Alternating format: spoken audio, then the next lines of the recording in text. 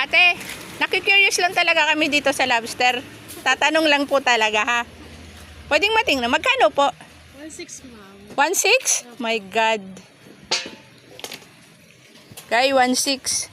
Gusto nyo makita itsura? Lobster. Pwede mo pang tumawad. 1.6 ang kilo.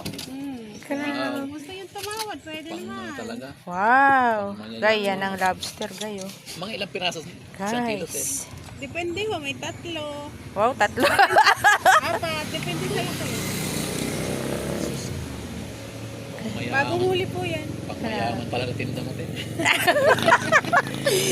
Hindi kaya. Hindi naman tumawad eh.